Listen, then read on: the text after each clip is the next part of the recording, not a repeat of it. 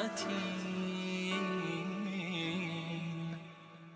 منا رحمن فتاح غفار تواب رزاق شهيد. Let me welcome you as brothers and sisters in humanity and brothers and sisters in Islam with the Islamic greeting of Assalamu alaikum wa rahmatullahi wa barakatuh, which is simply the peace and blessings of Allah be upon you.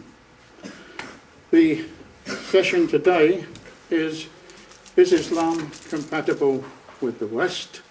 And it's my pleasure to welcome you and the speaker to this gathering, and we're pleased that you've managed to come, and we hope that you get something out of it and that you take a lot more back with you than you came with, okay? Because it's the action afterwards which is important. It's not so important just what we hear, because what comes in goes out, but it's what do we do with it in the form of processing. It's just like the computer, you know, garbage in, garbage out. But what do you do with the processing?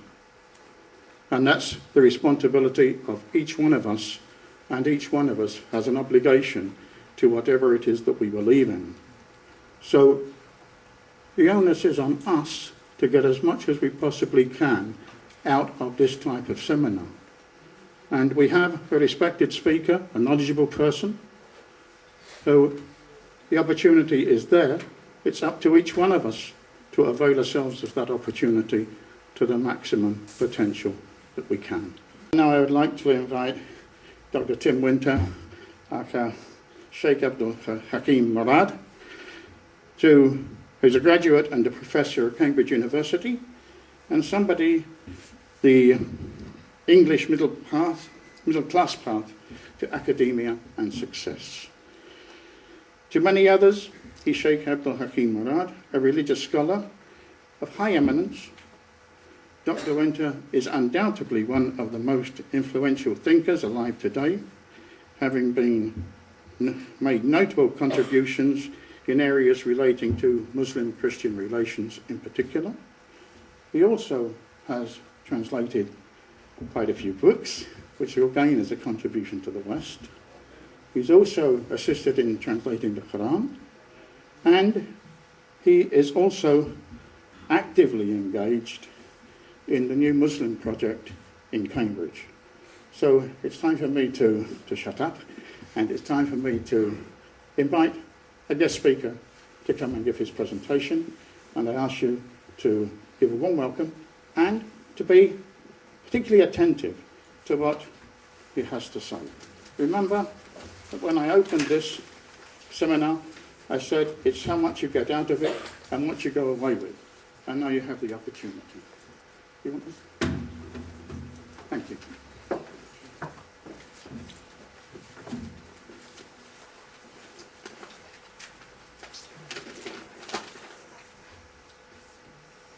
Bismillahirrahmanirrahim. Alhamdulillah. Wassalatu wassalamu ala rasulillah wa alihi wa sahbihi wa man wala. It's a question often raised, isn't it? Is Islam compatible with the West? And usually raised, I think, by those who already think they know the answer. I accepted the invitation to speak this evening on condition that I could say at the outset that actually I don't know the answer to this question. But the reason for that is not perhaps as dismal as might appear. The fact is that the question can't, properly speaking, be addressed in a vacuum. Islam is not a single thing. It's a whole universe of a billion different points of view. Similarly, the West is certainly not a single monolith, but has within itself a huge spectrum of cultures, languages, educational and ideological perspectives. So I can tell you at the outset that what my rather uninteresting conclusion is going to be is that certain forms of Islam certainly are compatible with certain forms of the West, and that there are other forms of being Western that are certainly incompatible with certain other forms of being Muslim. Now, there are people on both sides who don't like that kind of rather woolly conclusion. Basically, I think because they would like the world to be a lot simpler than in fact it is. particularly those people who feel challenged by rapid change, who feel that perhaps they're in danger of being left behind, who's recently experienced war, turbulence, upheaval, all kinds of transformations that just about every society in the world has experienced within living memory. They're insecure, and therefore what they're looking for is an identity.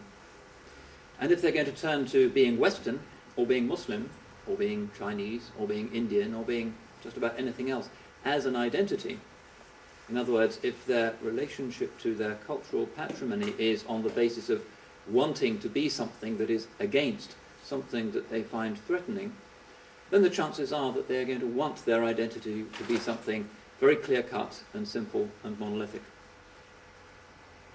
So, for instance, to look first of all at the diversity of the West. Muslims often think the West, al-Gharb, is a single thing. Then they come here and it sinks in that in fact the West is a diverse, plural space where an almost indefinite variety of lifestyles and points of view are thriving. What is the West? Sometimes we're invited by politicians to develop something called a Western Islam, or a European Islam, or a British Islam. And we listen to that politely.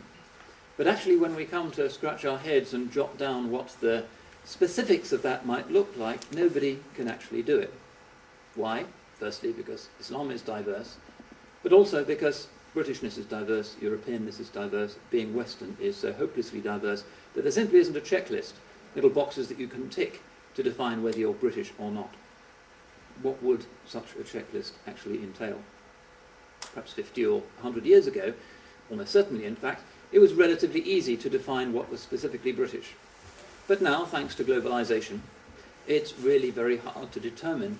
If you walk through the Arndale Centre here in Luton, or even down King's Parade in Cambridge, let alone a more obviously up-to-date international space like an airport terminal, for instance, what is it that's specifically British, or even generically European?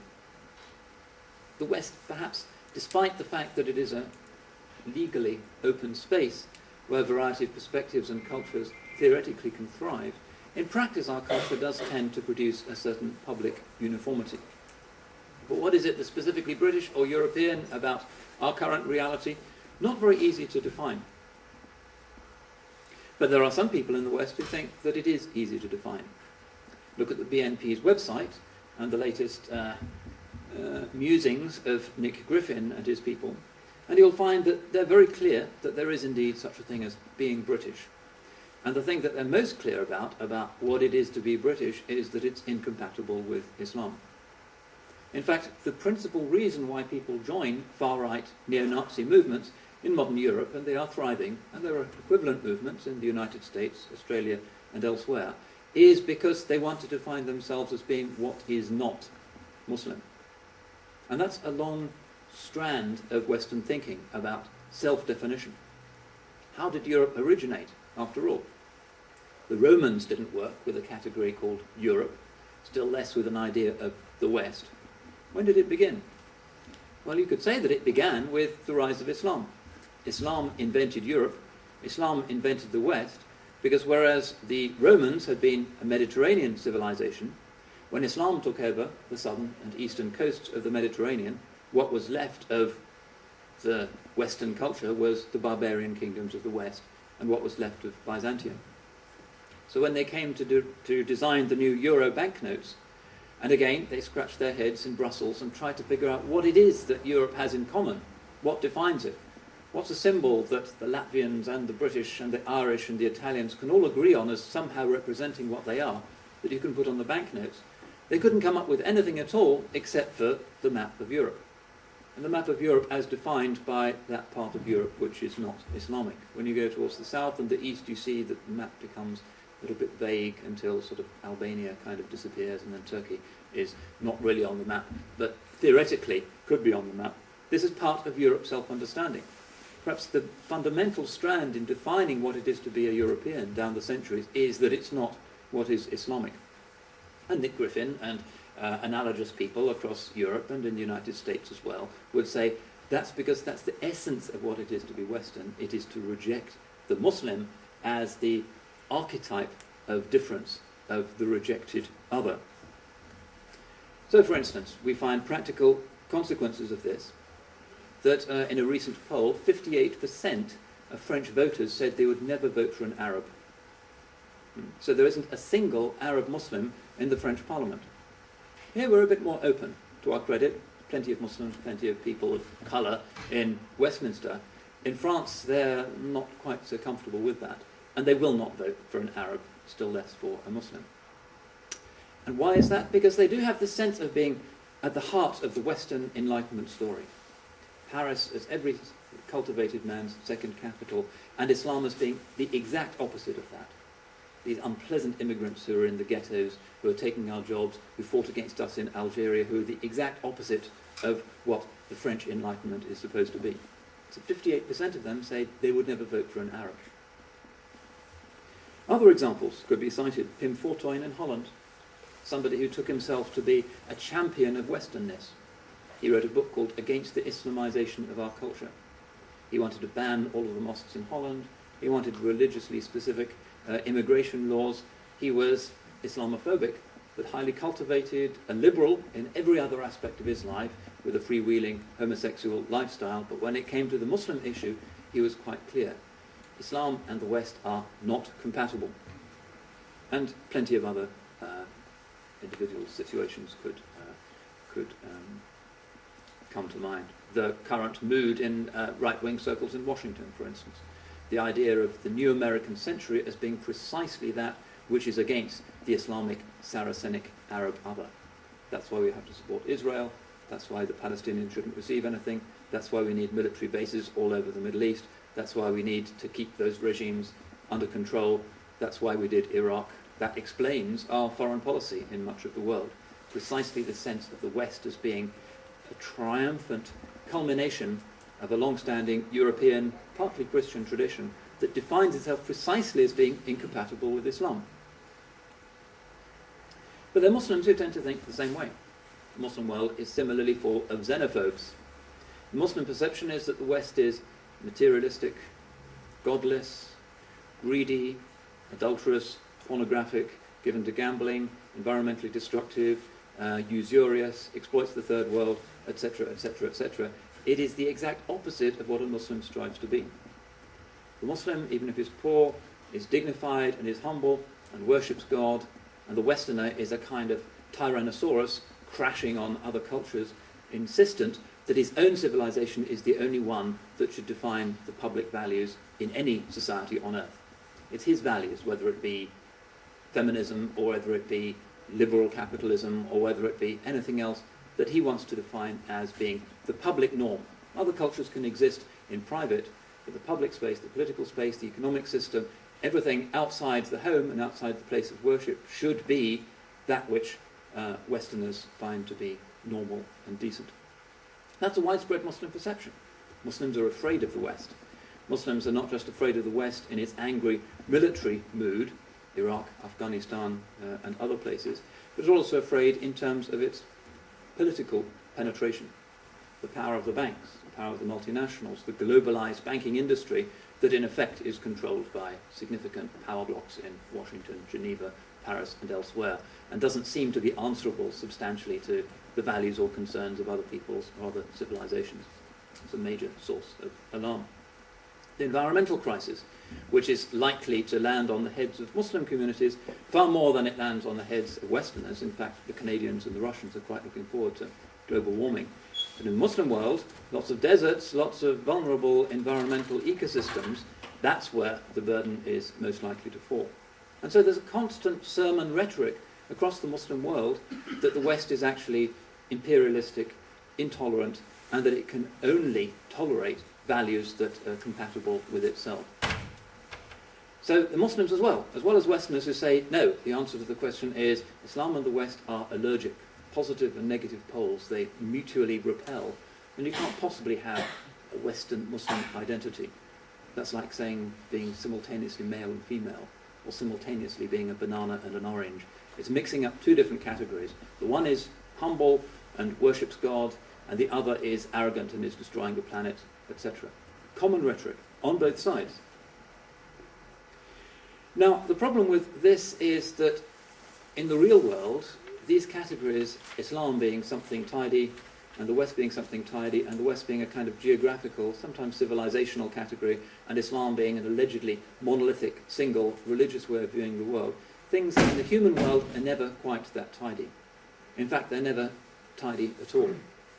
The reality is that the West contains people who do indeed believe in the project for a new American century and want military bases in Saudi Arabia and want the Fifth Fleet cruising off the coast of Iran and all of that. Plenty of people do want that. 10% of Americans subscribe to hardline evangelical views that really regard America as having a kind of imperialistic mission in the world that is going to be the precondition for the second coming of Jesus. If you look at Chris Hedges' book, American Fascists, you'll see there are plenty who are like that.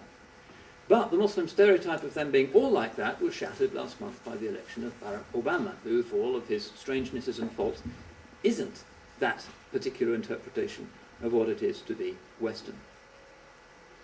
Similarly, in the Islamic world, there are people, popular preachers in Tehran and elsewhere, who regard the West as being the great Satan and as the exact opposite of what it means to be a peaceful servant of God. But there are also many people, and in my experience the great majority of people who go to the mosques, who might put up with those sermons, who don't want to see themselves as locked in some kind of titanic struggle forever with the great Satan in the West. Most people in the Muslim world, like most Muslims here, if you travel and get to know them, find that they want a world in which people can travel freely and communicate and intermarry and just get on with their lives. Most people aren't as angry as the extremists on both sides would like them to be. Most people do want to get on. So, in the Muslim world, you have this diversity. And sometimes it's hard for people in the West who only understand of Islam that which is media worthy. It's hard for them to grasp. But the Muslim world is hugely diverse. It's always been diverse. It's getting more and more diverse by the minute. As well as the internal differentiations, the sectarian differences, the ethnic differences, the educational differences that have always made the Muslim world an extraordinary kaleidoscope of different points of view, different theologies, different cultures. You have the impact of modernity, which is being responded to in a huge range of different ways by Muslims. So, recently I attended a lecture in Oxford by the Uzbek ambassador. And he was talking about his country and its struggle for independence from the Russians. And then somebody who was what the media would call an Islamist radical stood up and asked him why they don't have an Islamic state in Uzbekistan. Now, the Uzbek regime is unpleasant in many ways, but the response he gave was quite an interesting one and actually shut up the angry man in the back row. He said, "We have been under communist rule and under foreign rule for 80 years, completely detached from the rest of the Islamic world. We couldn't go on Hajj, we couldn't teach the Quran to our children, we had to eat pork in the schools. That was our reality for 80 years. Now we're, as it were, waking up from that nightmare, and we're looking at the Islamic world for possible models. What should we follow?" And we don't find that there is a single Muslim interpretation of how public life in a Muslim culture should be. We look, for instance, at one end of the spectrum, and we see the Saudi model, which is that of an absolute monarchy. Well, we don't have a king of Uzbekistan, so that's not for us. Other monarchical models, such as the Moroccan model, with all of its weaknesses and insincerities, but the king calls himself Amir al-Mu'mineen, commander of the believers, but it's not quite an absolute monarchy because they do have a kind of national assembly.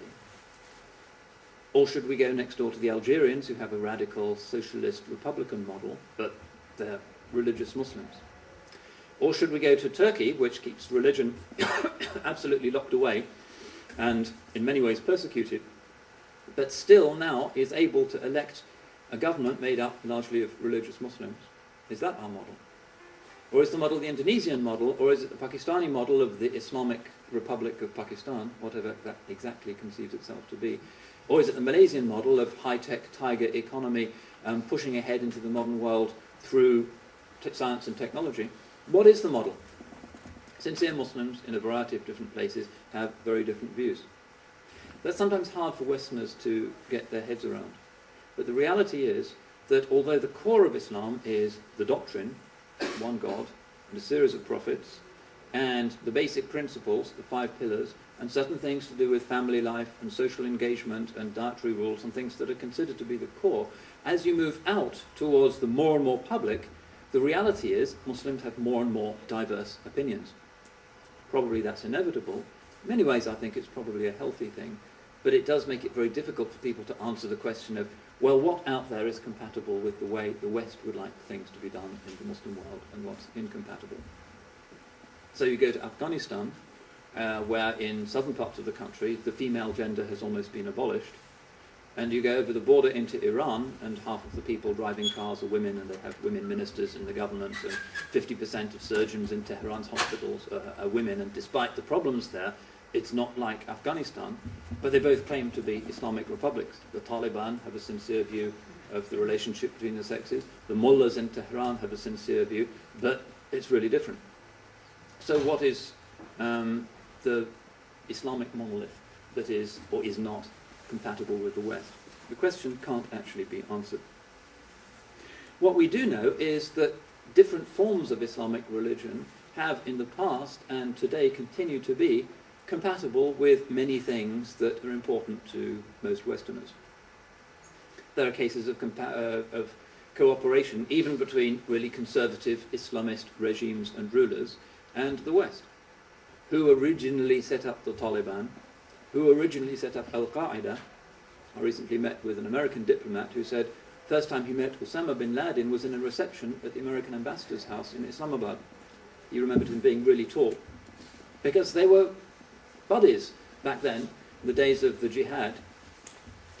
That was a very close relationship, because Afghanistan, the soft underbelly of the Soviet Empire, and there were American, Saudi, Pakistani interests in supporting the guys who they're now bombing. General Zia, a close friend of the West, but the great innovator of the Islamization project, the introduction of Sharia public law in Pakistan, still very close to the West.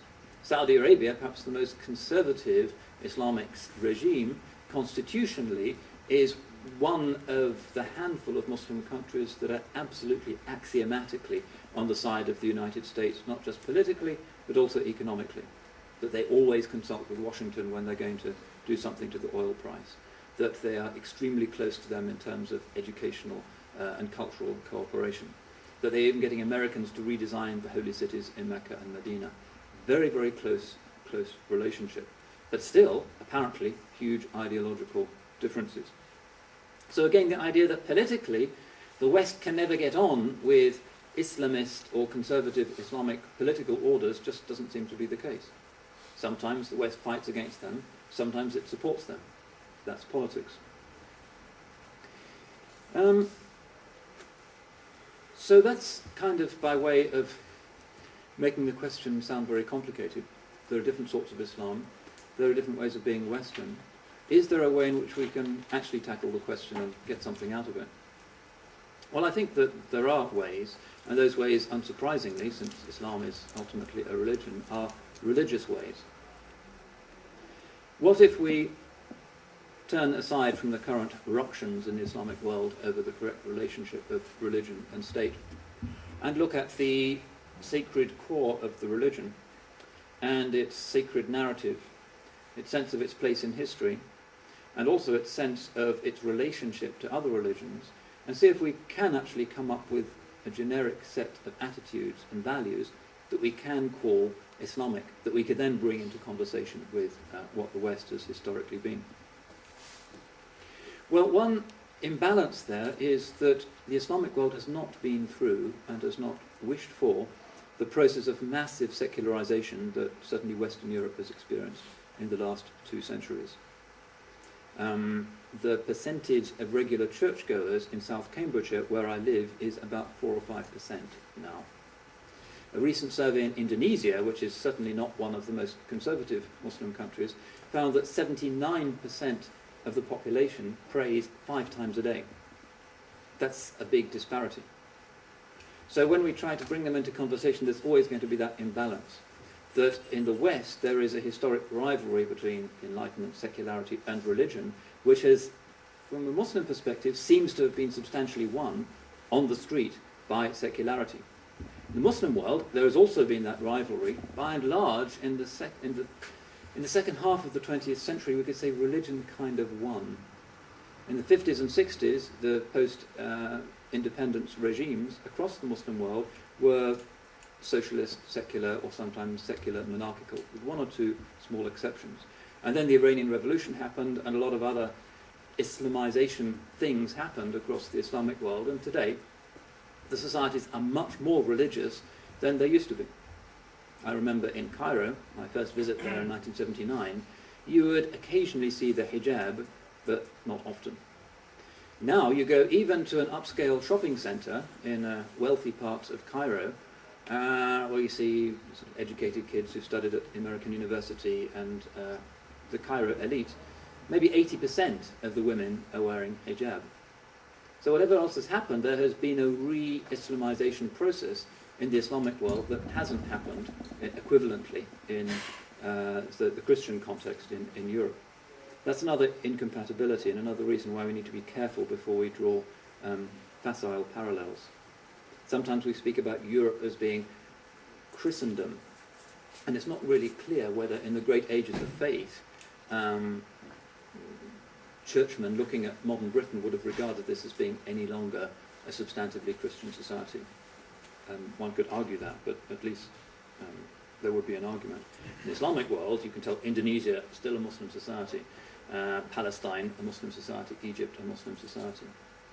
So that's another incompatibility, and in fact perhaps the biggest single challenge to the triumphant Western narrative of a history of the cosmos that begins with the Big Bang and then becomes interesting when life begins 1 billion years ago, and then becomes really interesting with Plato and Aristotle and Athens, and then in a single uninterrupted story leads up to the modern West, that the Islamic world is providing the single most significant challenge to that narrative. That the story of what matters is first amoeba, which leads up through process of evolution to George W. Bush, and that's obvious. And many people in the Muslim world are saying, no, we think things are more complicated. We think things are a lot more complicated. But the Islamic world, more than any other civilization, is making things more complicated. Unexpectedly, 50 years ago, nobody expected other cultures to be visible publicly. There is Hindu revival, there are forms of revivalism and Confucianism, but it's in the Islamic world that there is a substantial non-Western, sometimes anti-Western alternative. It's one of the big facts of our time. So let's look at what seems to be intrinsic, that seems to be driving this. Often Muslim difference is, as I indicated, reactive. In other words, it's driven by a sense of threat and a desire to be different. So Jack Straw says that he doesn't like his constituents to wear the niqab, and the next day half of the girls in Blackburn are covering their faces. That's the basis for a lot of religion these days. It's just a desire to express one's identity and one's rejection about the things that are said about one. But if we look at the essence, what do we find? The essence of Islam, as I said, is belief in the one true God. And it is the God of Abraham, the God of Moses, the God of Jacob, the God of Jesus, and the God of Ishmael. That's where it becomes different and interesting. On the face of it, it sounds like good news that the West, and particularly Europe, has as its biggest, most significant minority members of that religious community that, if you look at the Quran, seem to be the closest to the traditional default religion of Europe. It's an Abrahamic religion. It's monotheistic. It looks very similar in many ways, but nonetheless, metabolically, it's distinct. And many aspects of that distinctness are probably already familiar to you. The Muslim idea of the undifferentiated divine essence is, on most interpretations, not compatible with the usual Christian understanding of the triune Trinitarian nature of God. That is a difference. The idea that God saves through the acceptance of repentance, wherever it might be, is different from a certain type of mainstream Christian understanding of that not being enough, but God himself has to suffer on behalf of humanity, so that original sin, rather than just actual sins, is finally put to rest. That's a significant difference. But I mentioned Ishmael.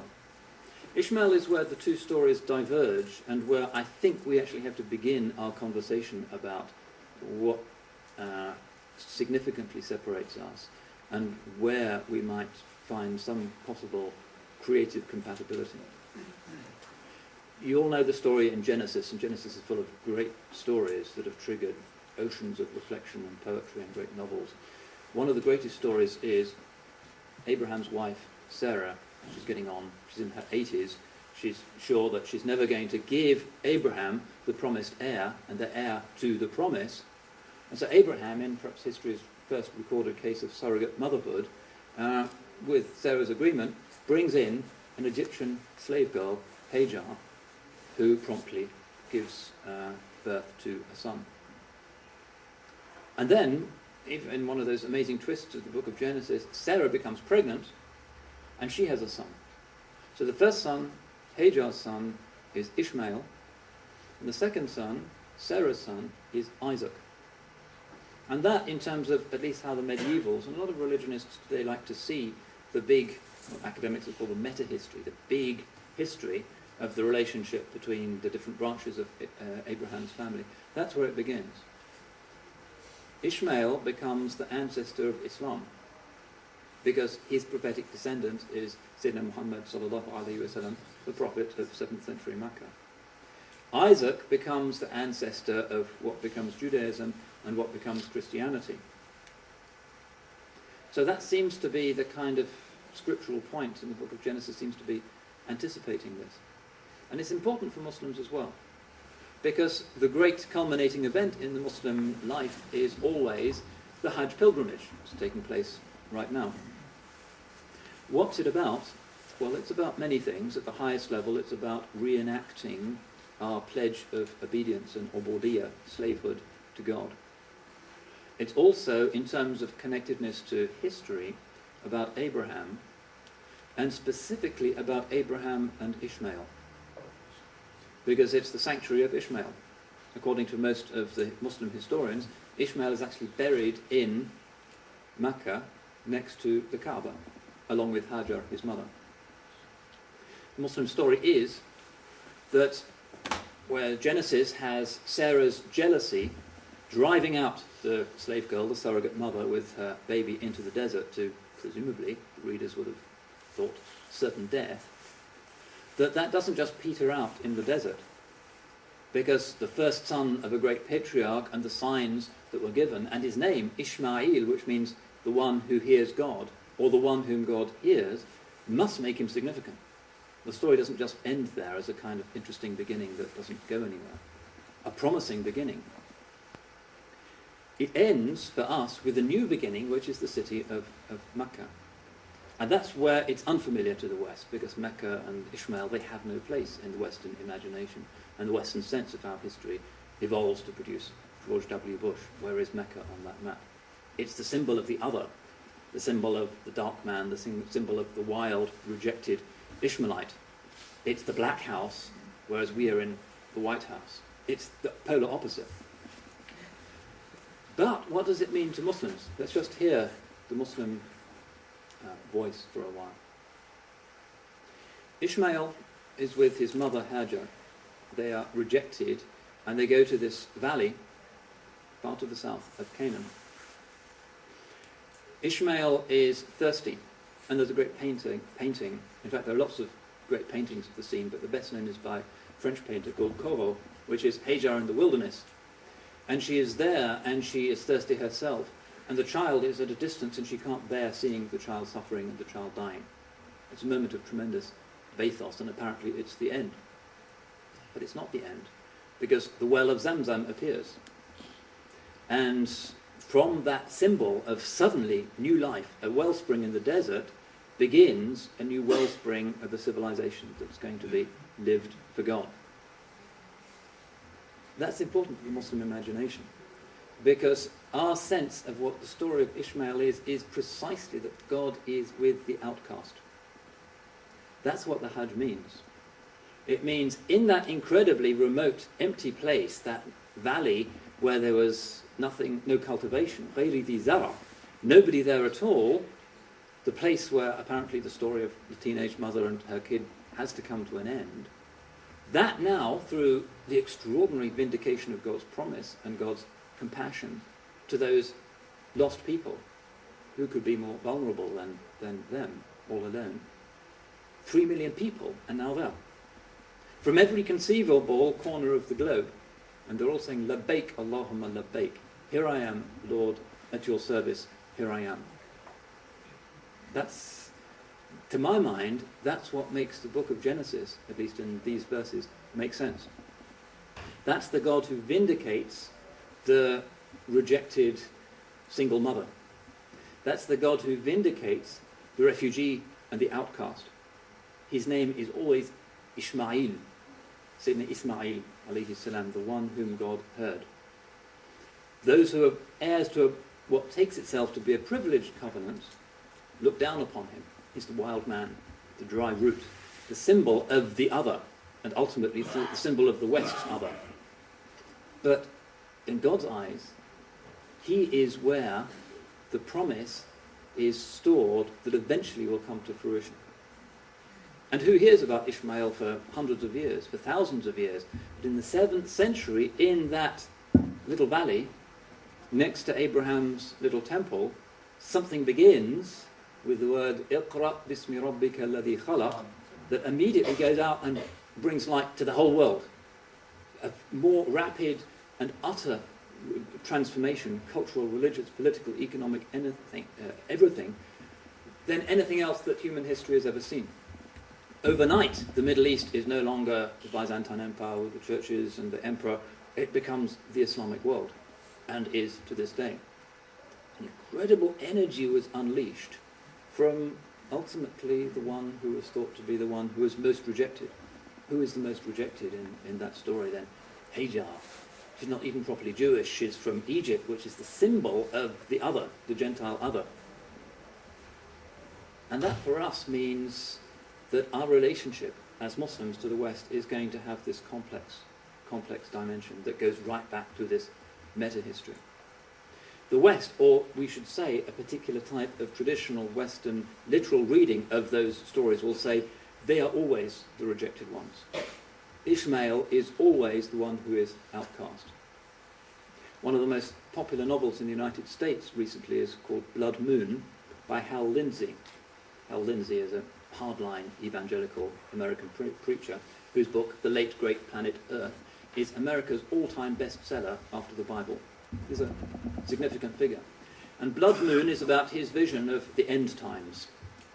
And the end times are all about Jesus Christ returning again to Jerusalem, and the Israelis all convert and become evangelical Christians. So it looks like a happy ending, but then suddenly the Palestinians come. The evil Arabs appear, and they're led by somebody who's called Ismail Muhammad. The very representation of what a particular type, I'm not saying all of them, a particular type of overheated American evangelical literal reading of the book of Revelation regards as being the other, the exact opposite of ourselves. And then the story ends, I suppose most of its readers, happily, when Jesus looks at them and death rays come from his eyes and burn the brains of all of the Palestinians, and everybody lives happily ever after. That's a certain type of Western rejection of anything that comes from Ishmael, that comes from the other, that comes from those who are not chosen. Most Christians reject that. Talk to them and I say, well, that's some kind of crazy American, who knows. You can't even get that book in this country. I had to order it from a dealer in America. Bestseller there, here, Christians, everybody think, wow. But in the Islamic world, there is no similar rejection of the covenant through Isaac. It's simply not there. Why? Because the Quran speaks of Ishaq and speaks of the descendants of Isaac as being also Anbiya'ullah, God's prophets, no less than Ishmael. Recently, Abraham got his face on the front cover of Time magazine, a couple of years ago now. And it was all about these archetypes, and is the clash of civilizations and the West and Islam and mutual incompatibility inevitable because it's there in the scriptures and nobody's going to rewrite those. And the message was a particularly stupid and obtuse one because it said the only solution is some kind of secularization and keeping these religious stories out of any global conversation about how the future should be, because they're divisive. They didn't spot that the whole point of the Quranic story is that they are both included. We say alayhi salam, upon him be peace, after the name of Ishmael. We say alayhi salam no less lovingly after the name of Ishaq, and after the name of Jacob, and after the name of the prophet Joseph, who has a whole chapter to himself in the Quran, and after the name of Solomon and David, and the great prophets of what some would claim to be the West's own story. They're ours as well. And of course, when we come to the verses that we heard so beautifully recited at the outset, Surah 19 of the Quran is all about the Virgin Mary.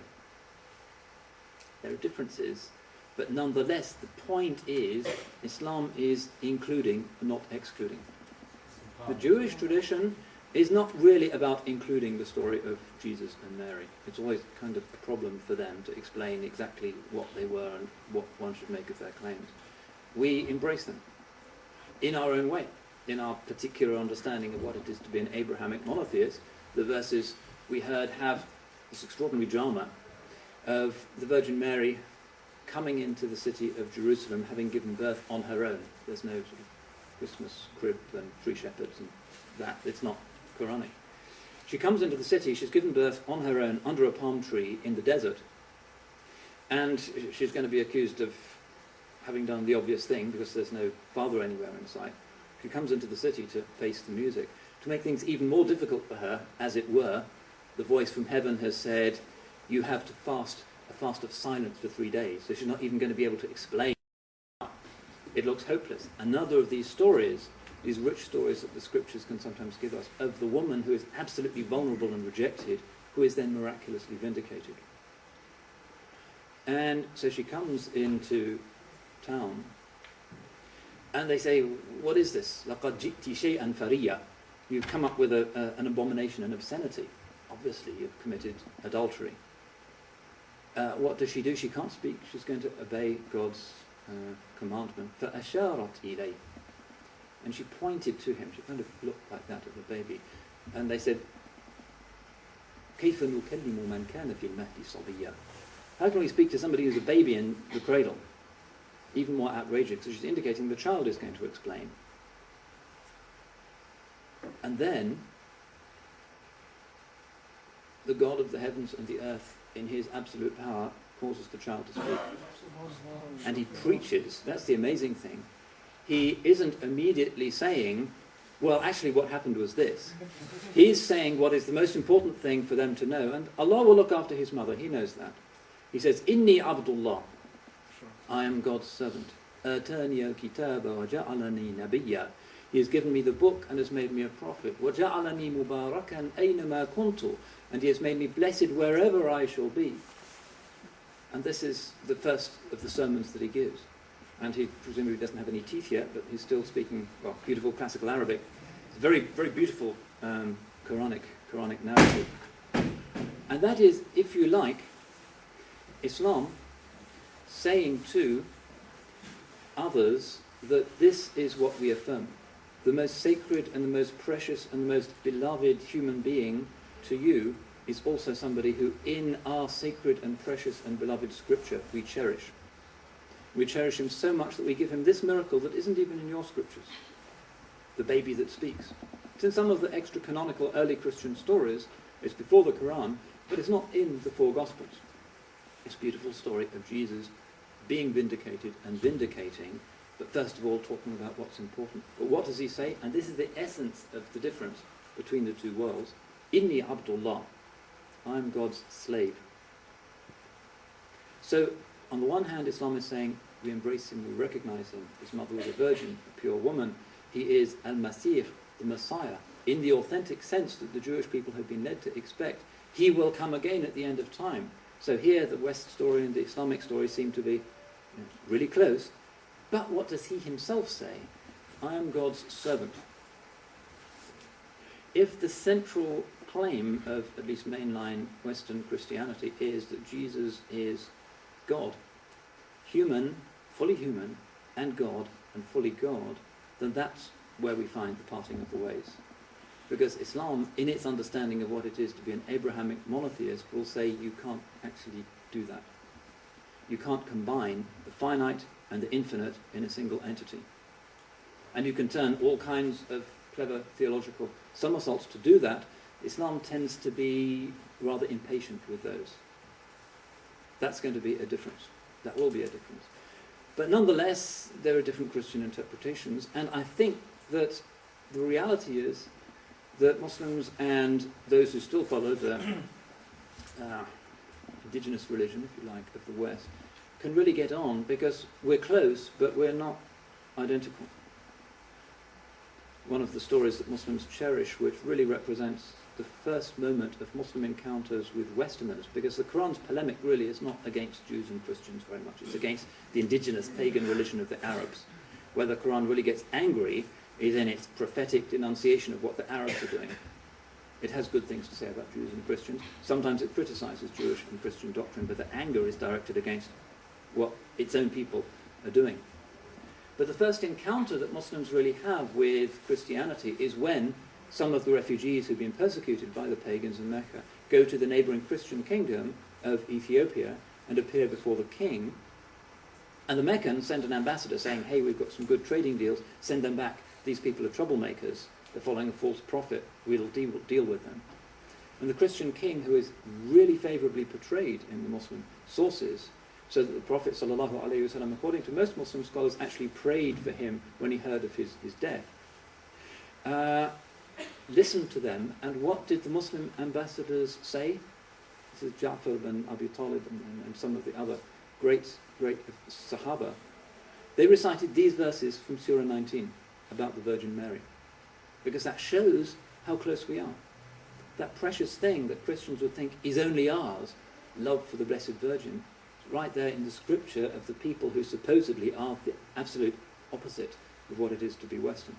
So he recites this, and the eyes of the Najashi, the Negus of Abyssinia, fill with tears, and he draws a line on the ground, and he says, the difference between you and us is only as much as this line. And he sends away the Meccan negotiators empty-handed. That's a mark of wisdom. That's a tolerant ruler. And the Holy Prophet ﷺ was right to assume that Muslims would be well treated there. But there is a line. The Negus of Abyssinia is not saying it's the same. Our doctrines are the same, because if you listen to those verses, you can see there's a different understanding of who Jesus is there, and that is a real issue between Muslims and Christians. But still, at that very first moment in the history of the engagement between Islam and the West, it's a positive story. The Muslims are doing something beautiful. They're physically very beautiful people, according to the Hadith, and very dignified. And the Christians and the bishops are obviously very impressed by these monotheists who come from this wild, idol-worshipping town. Something interesting has come to them. They're open-minded, open-hearted enough to see that, and the emperor gives them refuge and gives them protection and says there's a difference between us, but it's like that. That's a wisdom that not too many of us, Muslims or Christians or secularists, really are comfortable with. We like to see things in terms of either or. Very seldom do we think in terms of both and it's even more awkward and perhaps untidy to believe in terms of, well, in most cases both and. In a few issues there's going to be either or. Muslims and Christians will not agree over whether Jesus was God or not.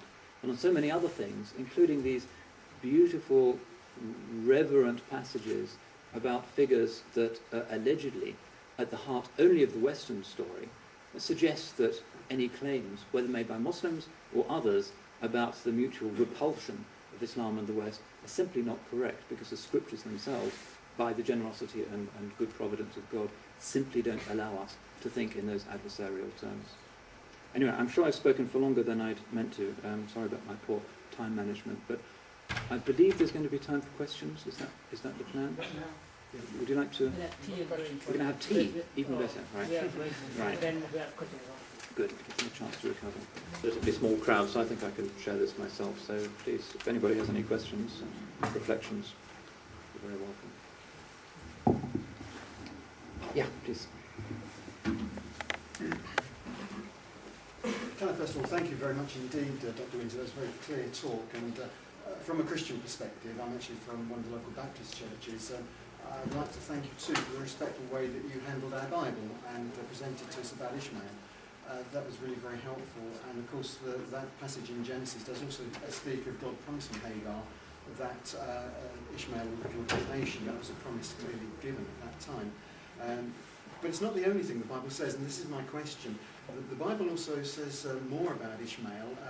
One of Ishmael's children was Kedar, and Kedar is mentioned several times in the Bible. He was a man who went to what we now know is Saudi Arabia, the Arabian Peninsula. And the prophet Isaiah does speak about Kedar, and he speaks in, for example, Isaiah chapter 42, he speaks about Kedar worshipping the Messiah. And I just wondered if you'd like to comment on that, please. I'm sure the original Hebrew would not have him actually worshipping, but certainly venerating, because it was not part of Old Testament Judaism that the Messiah would be a divine figure. Divinity was for gods. I know. Messiah being mighty God. Yeah. Sorry? Isaiah also speaks of the Messiah being mighty God in Isaiah chapter 9. Well, the Hebrew would suggest that Lord is the word. It wouldn't be the actual Hebrew word for the divine. It would have been Lord, which, as in Arabic, you can say Rabb of God, which means Lord, but it's legitimate to say Rabb of a human being who is Lord of a particular region, for instance, politically. So it would have been in that sense. But in any case, Muslims don't have, as far as I can recall, in major Islamic texts, any reference to Kedar as one of the sons of Ishmael, and the book of Isaiah himself is not even mentioned in the Quran. So that's a kind of biblical possibility that isn't picked up in the Islamic tradition at all. You will find, however, if you look at commentaries, Quranic commentaries tend to be absolutely bulging with stuff that's sometimes well assimilated, sometimes poorly assimilated recollections of stories that were current in Jewish or Christian communities. You will find that these stories are produced, but that wouldn't really be regarded as authoritative Muslim teaching. It's just of interest. Who's next? If anyone. Yeah, please. Okay, the media portrays the Muslims in a bad light. How can we overcome this in the UK and Europe? That's part one. And part two is, how can non-Muslims be encouraged to learn about Islam, and what sources can we use for this? Well, the media presents Islam in a bad light partly because, well, for two reasons. Firstly, that there are plenty of Muslims in various parts of the world who do bad things, and therefore the media report that, like what happened in Bombay. It's hard to put a particularly positive spin on that. But the other problem is that Muslim communities are very bad at representing the mainstream. The fault of the media, I would say, is not systematic bias, but rather that it hasn't occurred to the editors that people might want to know what mainstream Islam has to say about some of the things the extremists do. You can read the Times from cover to cover every day for a year and still not be able to name a single Muslim leader, for instance. All you pick up is news of people who have tiny followings, Abu Hamza and Abu Qatada, and a few people who say or do newsworthy things. But the mainstream leadership is completely unknown to people who consume the media. That's something they have to sort out, but it's also something Muslims have to be more proactive in, and explaining that if you read the Muslim press, you'll see what Muslim leaders say about these events, and maybe it's of interest to Westerners to know what Islam says about Al-Qaeda, the Taliban, and those movements. And there are plenty of Westerners who do want to know, but somehow the media aren't making that connection. So it has to be Muslims who take the initiative and have proper press agencies and have the right kind of communications with journalists and newspaper editors to say, why don't you explain our side of the story, because that's also important. The other question is, how can we encourage people to learn more about Islam? The problem in modern Britain is that people don't know anything about any religion. If they don't know anything about the religion of their ancestors, it's a little bit hard to ask them to learn about Islam. And even though I teach in a theology faculty, the level of ignorance amongst students is astounding. I was recently teaching a student, and I was talking to her about the Quranic story of Jonah and the whale, Sayyidina Yunus. And she said, what an interesting story. Is it in the Bible as well? That's the level of religious illiteracy in modern Britain. And there's just complete apathy. It's not cool to learn about the Bible or Christianity, what goes on in church. It's not part of the youth culture. So if they're indifferent to learning about Christianity, then it's not really so easy to get them to learn about Islam. You have to do it through befriending people, explaining things to them, being a good example. That's a kind of one-to-one thing. It's hard to change the apathetic, anti-religious culture in society as a whole. I wouldn't know how to do it. Yeah. Sorry, just following up to this same question. Is the media being a hurdle keeping the youngsters away from their religion? Or, How do you mean? I mean, not encouraging to, you know, worship God, whatever form they believe.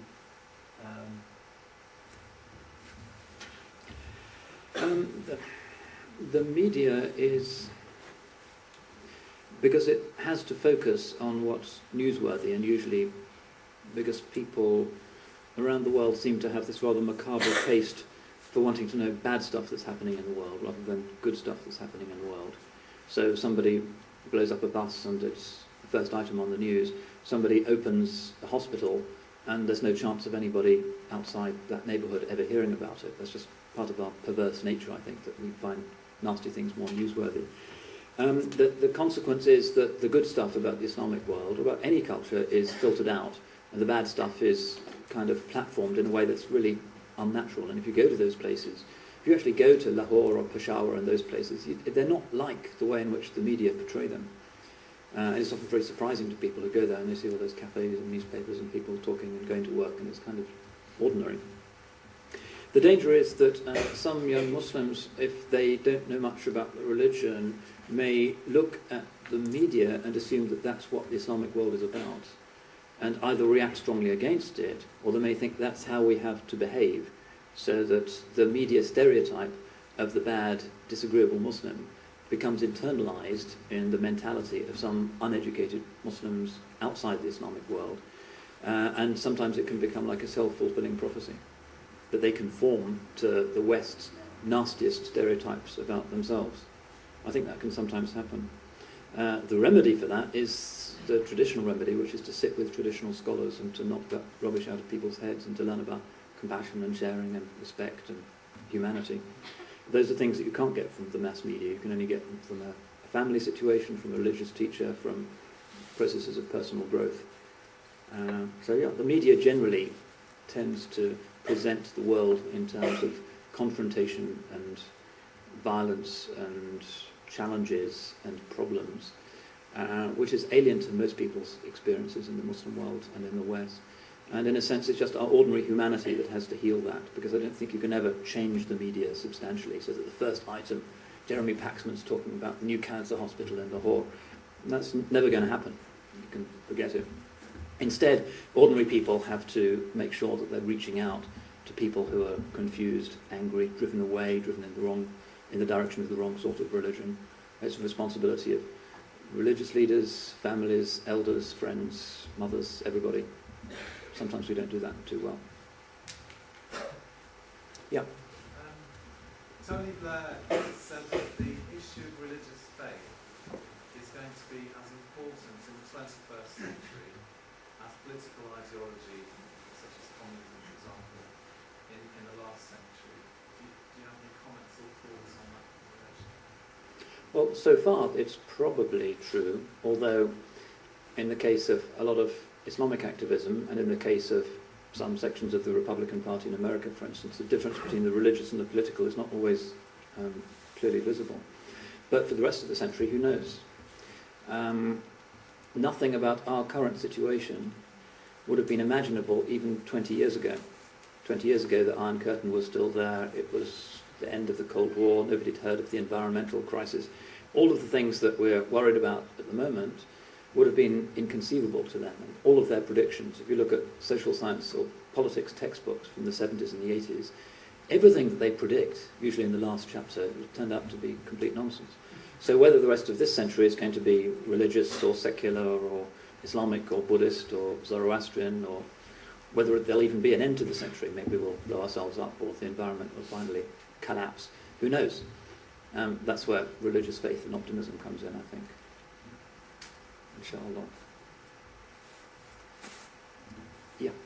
Well, first question is really about identity. Can there be a British Islam? It's not something I fuss about particularly. I think this modern preoccupation with having an identity and discovering your identity is something that's very new in history and in most cases creates more problems than it solves. But certainly in Islam, having an ethnic or linguistic identity is very important. That's why when the Sahaba who weren't Arabs became Muslim, their original ethnicity was conserved in their name. So Salman al-Farisi, radiallahu anh, still known as Salman al-Farisi by the Prophet himself, sallallahu alayhi wa sallam. He was Salman the Persian. He didn't suddenly become an Arab. Suhaib al-Rumi, who came from Byzantium, still known as Suhaib al-Rumi because he came from what's now Asia Minor. The Sahaba who took their Shahada conserved their tribal affiliation. The tribe of Quraysh did not disappear. They're still there. Aus, Khazraj, all of the tribes of Arabia were still there. What changed was that no longer did it have any legal significance. Tribalism was done away with. Tribal chauvinism was done away with. But of course people still had a sense of who they were and they could recite their ancestors to you and were proud of that. That's part of being human, I think. And that's why the Quran says, وَجَعَلْنَاكُمْ شُعُوبًا وَقَبَائِلَ لِتَعَارَفُوا. There's no story of the Tower of Babel and human linguistic difference being some kind of an expression of God's anger. Instead, the Quran says, we have made you peoples and tribes that you might know each other. Human diversity seems to be understood in the Quranic perspective as something to be affirmed, something that's of God's signs.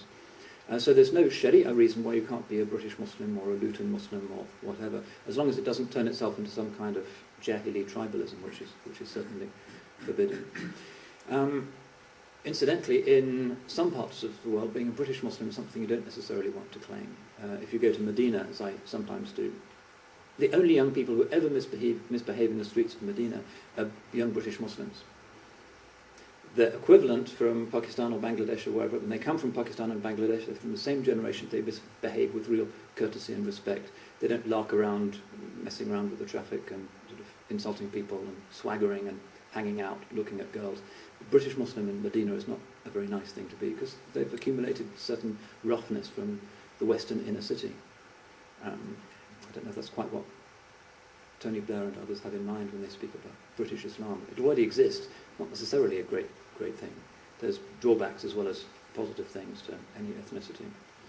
The other question, which is about Sharia, is something that has to be resolved by individual Muslim communities, and as I indicated, different Muslims have different views as to what the Sharia is, what its current application might be. Feldman's book is good insofar as it describes the collapse of the traditional separation between the ulama and the state with the suspension of the Ottoman constitution in 1876 and the codification of law, so that from that period onwards the law became the responsibility of the state, which had never been historically in Islam. In Islamic traditional polities or government, the government has no right to pass laws. That's the job of the ulama, who are a separate establishment. And Feldman points out how that difference was collapsed, so that the ulama had the law taken away from them, and the state, the sultan, became the source of the law. And that led to a certain type of absolutism, sort of dictatorial power, which he sees as being the basic problem with a lot of Middle Eastern regimes today, because the power of the ulama simply is nothing. They have no clout in society any longer. They can preach, but do nothing more. But in terms of implementation of Sharia, it all depends on which interpretation you're talking about. It really does. The Sharia is mistranslated as Islamic law or as Sharia law. That's taking something from a very non-Western understanding of how law and morality operate and putting them in the Western vocabulary. It suggests that the Sharia is some kind of equivalent to English common law or French law or Roman law, as if it's a single codified body of rules. It's never been that. It's a huge, diverse legal tradition, and it evolves historically. The Sharia, as understood and interpreted in the 1st century, is very different from the Sharia as understood and practiced in the 5th century. The Sharia of the 19th century is different from the Sharia that exists in Muslim jurisdictions nowadays. So when journalists say Islamic law is being introduced in such and such a place, it doesn't actually tell you anything. Whose interpretation? There's no guy at the top, no pope, who can say this is right and this is wrong. It's a process of negotiation.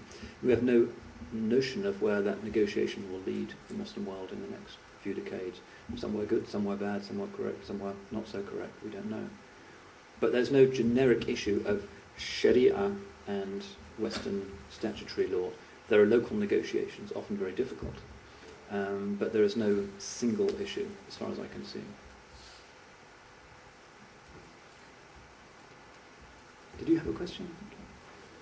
Or you've been patiently waiting? My question keeps changing, I'm afraid, as the discussion goes on, but if I can ask one.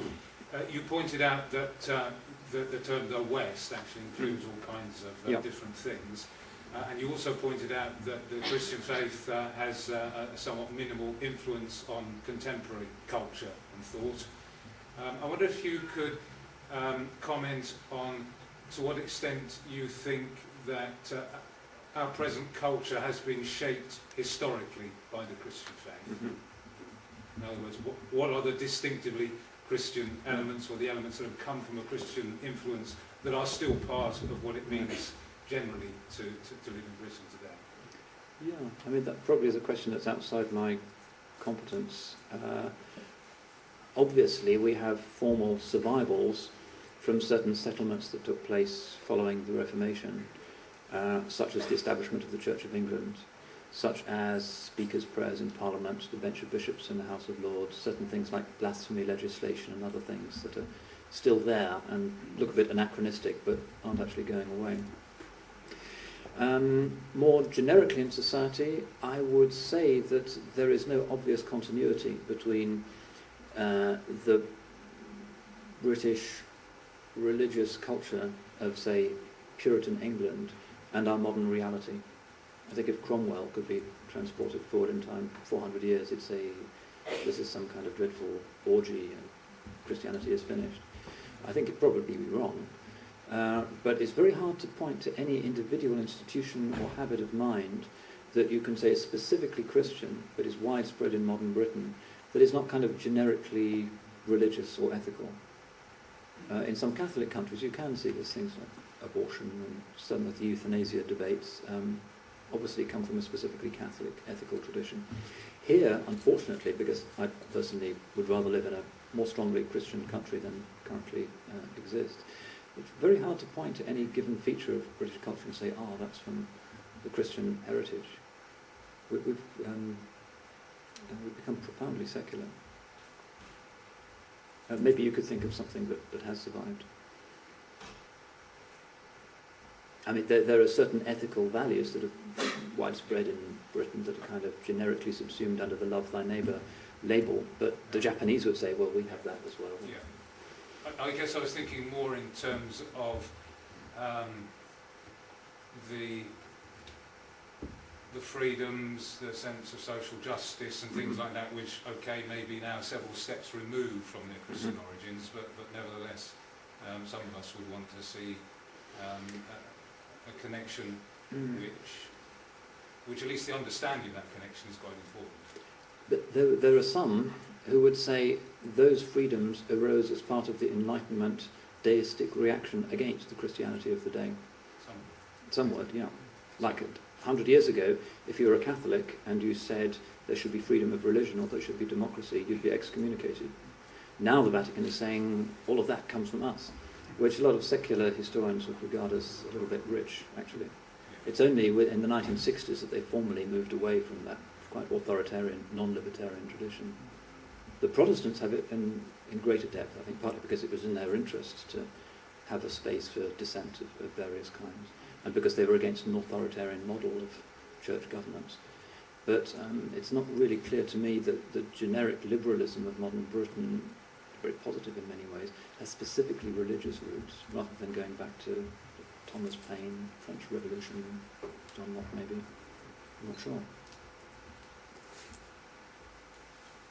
Any questions from this side?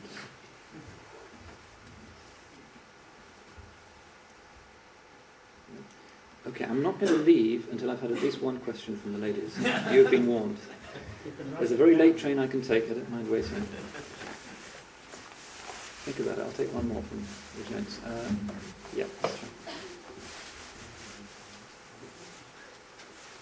Thank you, Dr. Ventura. It's a very interesting talk.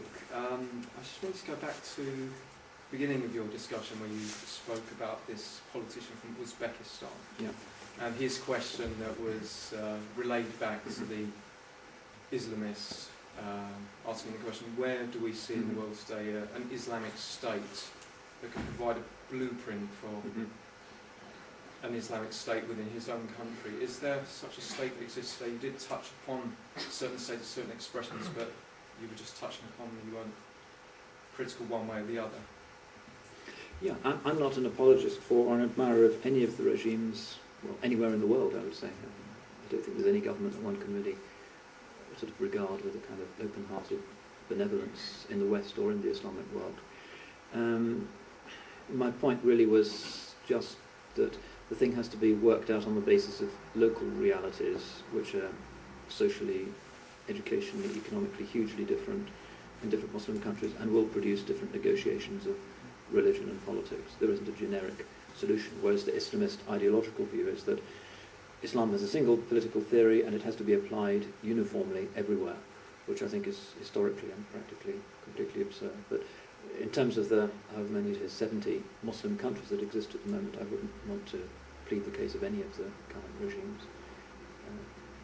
Far from it. Okay, briefly.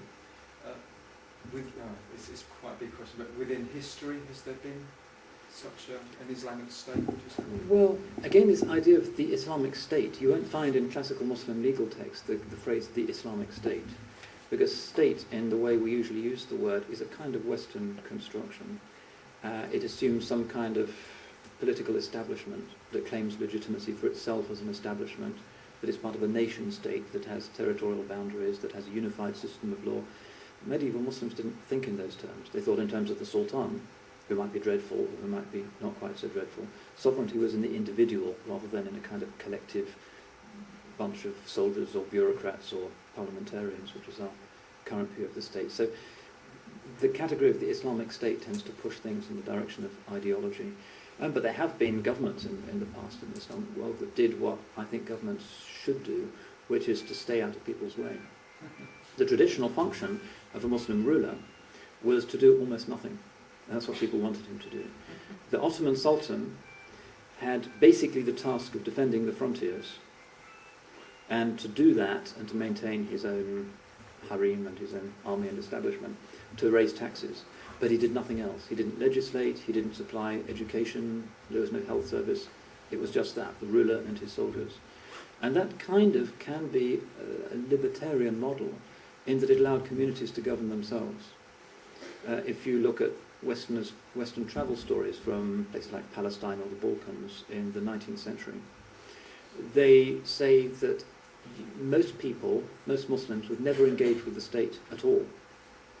The village would be self-regulated, there would be a headman, the tribe would have its own tribal leader, there would be religious courts which would be led by a priest or rabbi or an imam, usually from the local community. Nobody ever saw the state. The state was the Sultan in Istanbul, which you never went to see, who would be responsible if the Russians invaded or there was a rebellion. Very, very different to our concept, which, wherever you are on the political spectrum, assumes the state is everywhere and regulates absolutely everything. Everything you wear is determined by certain rules, that the lights and everything, the state has had a way of shaping it. And traditional human beings, although they weren't constitutionally as free as we are, in practice I think often enjoyed a greater degree of freedom than we do. The nanny state sometimes can be suffocating. You have to wear the seatbelt, you can't go fox hunting, etc., etc. In the name of liberalism, you can't smoke inside a building. More and more rules, and it's the state that does that.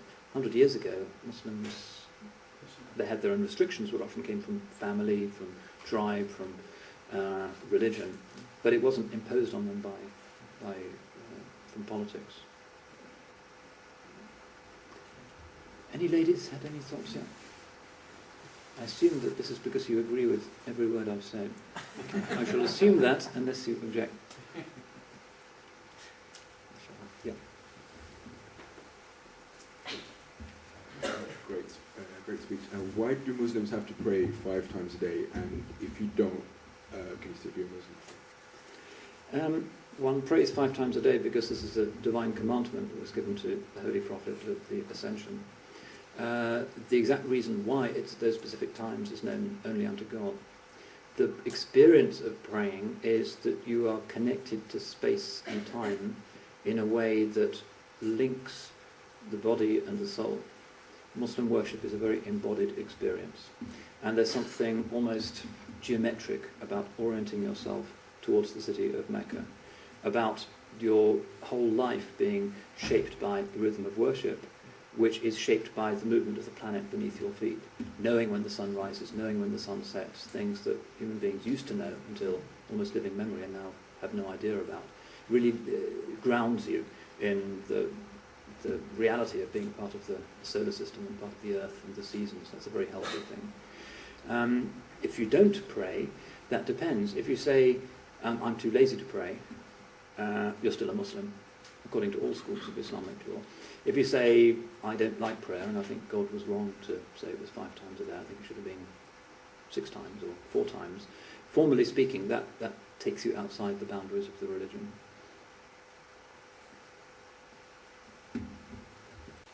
I think I'm going to have to make good my escape. I would like to hear just one contribution from the ladies, but maybe I shouldn't insist. They always have the best questions in my experience. All right, maybe one more. Yeah. Since today's topic is about compatibility, in Islamic law, a Muslim man is allowed to marry Ahlul Kitab, Christian women and Jewish women that negate Trinity and original sin. But however, vice versa, it's not permitted. A woman which is Muslim cannot be married by a Ahlul Kitab. So, can you tell us why that? Well, properly speaking, in most forms of Sharia, if you're living outside a Muslim majority country and you're a Muslim male, you can't marry a Christian or a Jew. If you actually look it up, you'll find they say that's only for the Dar al-Islam, because the ambient culture will compensate for any confusion that the child's mind might experience as a result of the difference of religion between the parents.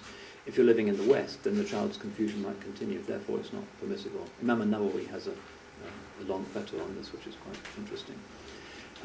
But the general principle, the traditional principle, is that the husband is understood to be the head of the family. He's the one who leads the prayer. He's the one who dictates the spiritual, religious nature of the household. And the children religiously will follow him. And therefore, given that Islam is concerned for the spiritual well-being of the new generation, it doesn't matter so much if the wife is not a believer, as it would if the head of the family was not a believer. It's a patriarchal assumption, if you like, but in most families it's still today a valid one. At last. Why did I become Muslim? Because Allah subhanahu wa ta'ala was very generous. Not because I deserved anything or was thinking carefully, but he decided that somebody needed a bit of help, so alhamdulillah, here I am. Okay, I think that's it. I have to make my way back to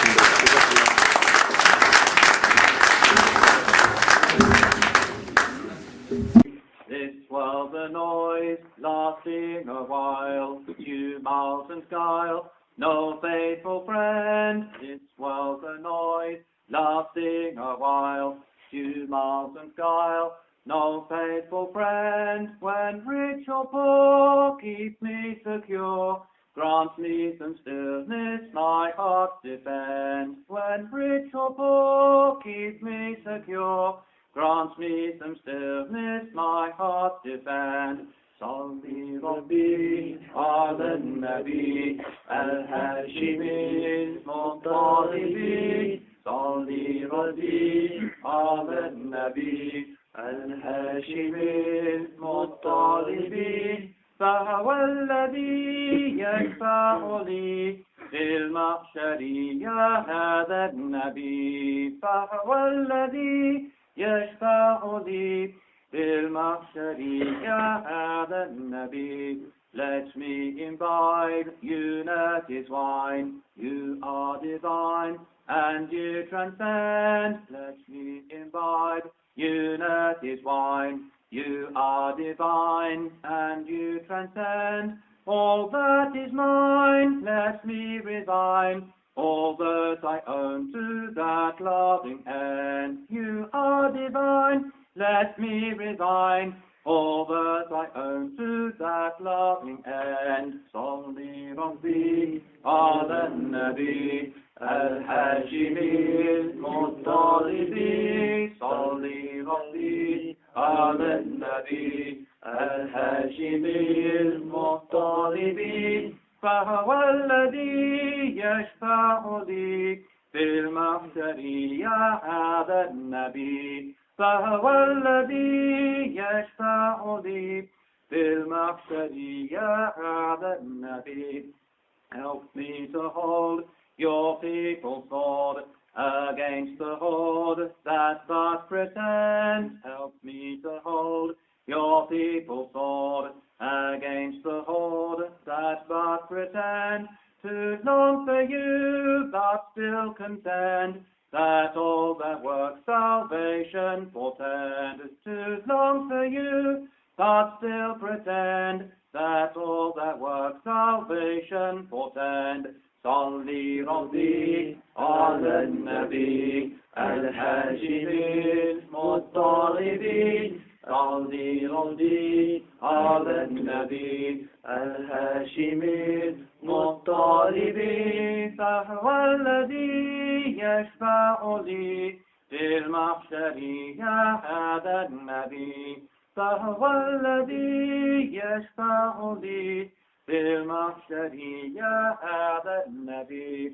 Gem of my heart, soul of my soul, you I extol, loved one, my friend. Gem of my heart, soul of my soul, you I extol, loved one, my friend. Reaching for you, reaching to you, my wedding day shall be, oh my friend. Reaching for you, reaching to you, my wedding day shall be, oh my friend. Salli Rabbi ala Nabi al-Hashimi al-Muttalibi. Salli Rabbi ala Nabi al-Hashimi al-Muttalibi. فهو الذي يشفع لي في المحشر يا هذا النبي. فهو الذي يشفع لي في المحشر يا هذا النبي.